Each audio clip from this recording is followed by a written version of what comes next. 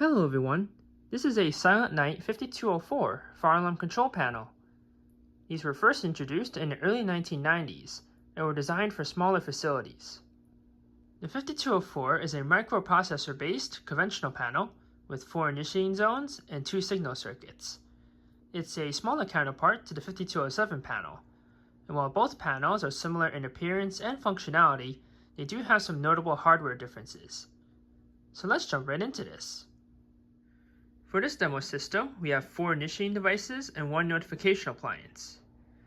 The initiating devices include a PSDA pull station, a Honeywell 5140 MPS pull station, a System Sensor 2400 full electric smoke detector, and a System Sensor 1400 ionization smoke detector. The notification appliance is a Gentex SHG horn strobe. One of the unique features on the 5204 is the ability to program each zone for a different signal coding. Each of these devices is connected to its own zone, so when activated, they'll play their own unique signal coding on the SHG. So here we go.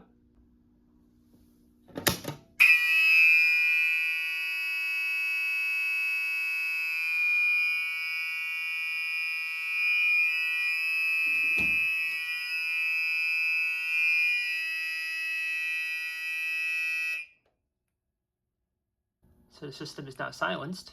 Zone 1 is an alarm. And we have audible silence. The strobe continues to flash. Now this SHD, it's kind of slow.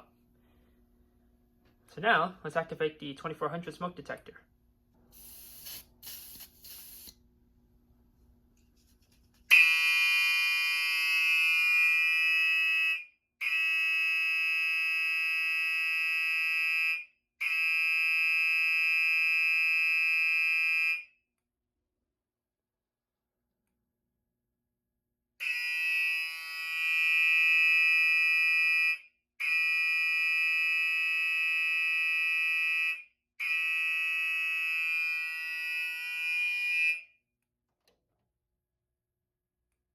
Silenced again. Now zones 1 and 3 are an alarm.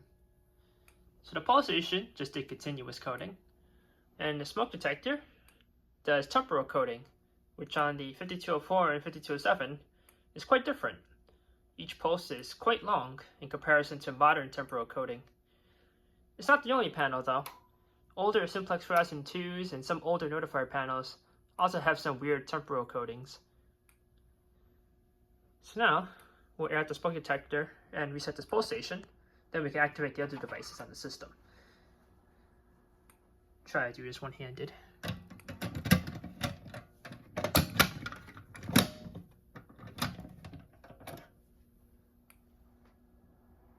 Now we'll air this out real quick. Okay, that should be good now. And now let's reset. And that's it. Pretty quick. The memory LED is lit to indicate that there's some events on the system's memory, kind of like what you might see on a security system. Now let's activate this pull station and the 1400 smoke detector.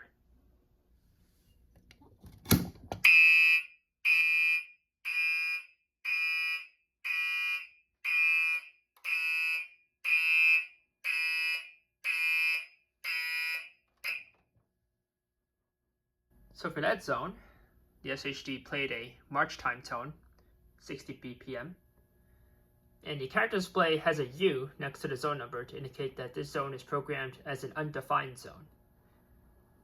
In programming, undefined zones have a lower priority than fire zones, but have a higher priority than supervisory zones. So let's reset this real quick.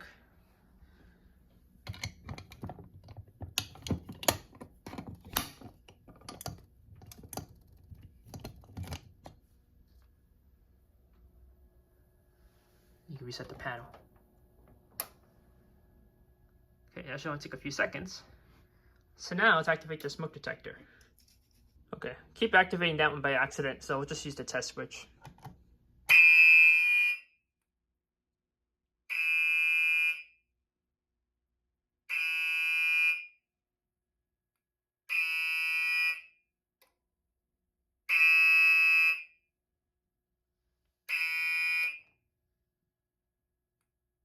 So that was zone 4, and it's a C to indicate that this is a supervisory zone.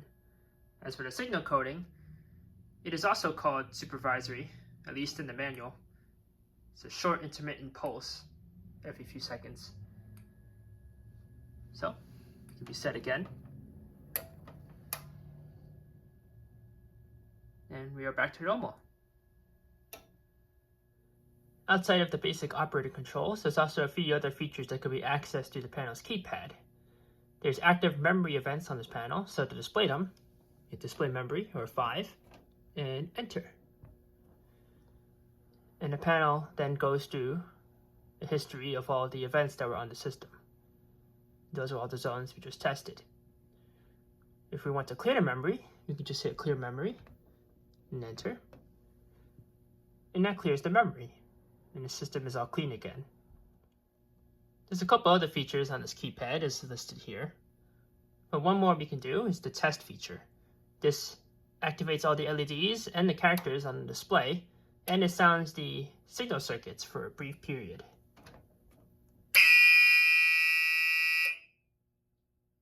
Just like that. Now, this panel normally has a piezo located behind all these wires.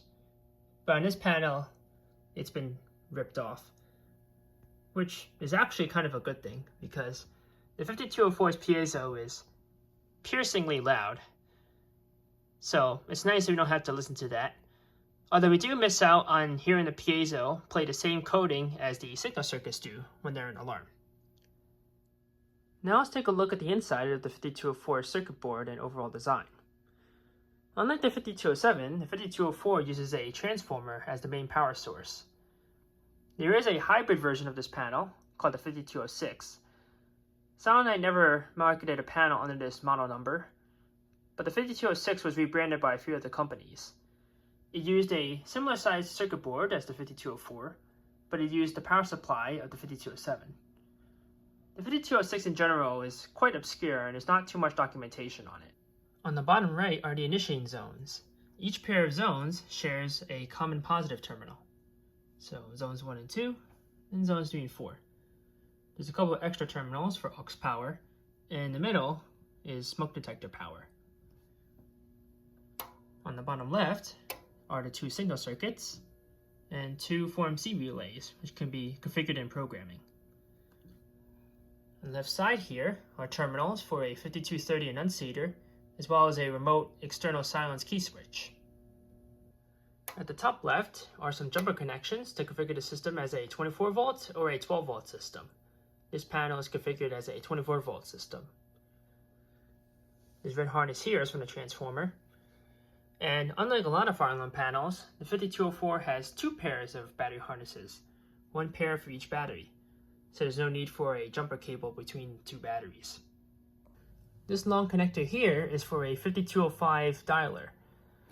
The 5207 had a dialer built in, but this was not the case for the 5204. And lastly, there's this little jumper connection here for a 4180 status display module, which was another form of annunciator. On the back of the door is a small wiring diagram summarizing all of the terminal connections on the system. There's also a little window here displaying some of the basic controls from the keypad. The 5204 programs similarly to the 5207, which can be either through the 5230 annunciator, or if the 5205 dialer is installed, it could be programmed remotely from a computer using the phone lines. But on the 5204, there's also a step programming option, which allows programming using the panel's built-in keypad. Step programming is a feature exclusive to the 5204. It is not available on the 5207. So to enter step programming, enter 27, enter, and then you enter the panel's passcode. This can be changed in programming. Once the passcode is entered, we are now in step programming. Now from a glance, step programming is not very informative as all that's displayed are the characters on the left side of the display. But with the manual and a basic idea of what each step entails, you can go through each step in the programming sequence and make changes as needed. Once all the changes are done, To exit step programming, just press silence twice and clear twice. The panel restarts and the changes are saved. Nearly all features on the 5204 can be configured in step programming. Zone types and signal codings, as seen in the demonstration, can be programmed here, as well as several other features. There is a cross-alarm feature, which only activates the signal circuits if 2 or more zones are in alarm. There is a pre-alarm feature, which delays activation of the signal circuits and reporting of the dialer for a given amount of time upon first alarm. There's also alarm verification, which is a feature that's nearly unanimous on all modern fire alarm control panels, and much more. There's a lot that can be programmed on this small fire alarm panel. So that is all for the Silent Night 5204. These panels would be discontinued by the mid to late 2000s, although nowadays they can still be found in the field occasionally. The 5204 is still relatively common on sites like eBay, although they tend to be quite expensive. These panels do pack a variety of unique features, option modules, and built-in communicator support, and unlike the 5207, are more flexible with programming. Therefore, if you happen to acquire one of these panels, they make for excellent demo systems, and are a good example of Silent Night's fire alarm panels prior to their acquisition by Honeywell. In any case, if you have any questions or comments on the 5204, feel free to post them below. But until next time, have a nice day.